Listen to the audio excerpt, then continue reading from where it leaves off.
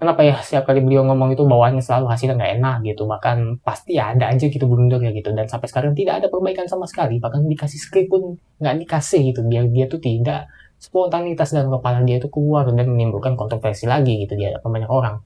Ini sedang mengisahkan kisah seorang pemimpin di negara yang jauh dari Indonesia.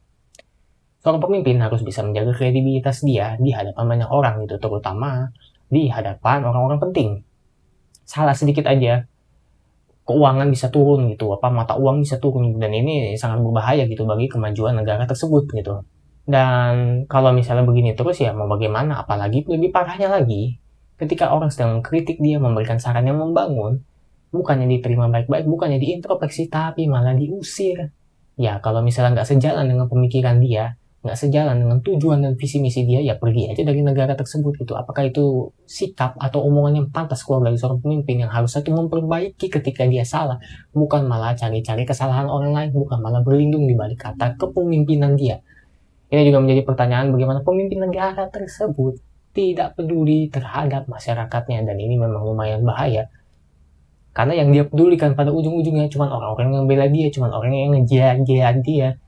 Yang dimana orang itu bukan orang setia, tapi ngejar dia kayak memang ada maunya aja gitu. Dan orang yang benar-benar mendukung dia gitu dengan memberikan kritik dan saran itu tidak didengarkan sama sekali, malah diajak untuk pergi saja dari negara tersebut. Apakah itu pantas diucapkan sebagai seorang pemimpin?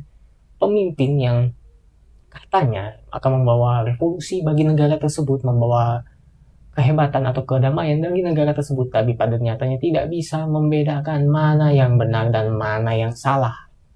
Yang pada akhirnya dia malah mendukung yang salah, membiarkan para pendukungnya yang jelas-jelas salah tersebut dan cuma menjilat cari perhatian dia didengarkan daripada masyarakat yang benar-benar peduli sama dirinya.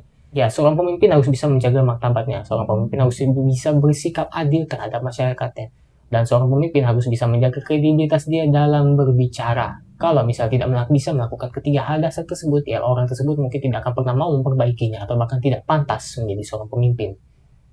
Sampai jumpa di lain waktu dan bye-bye.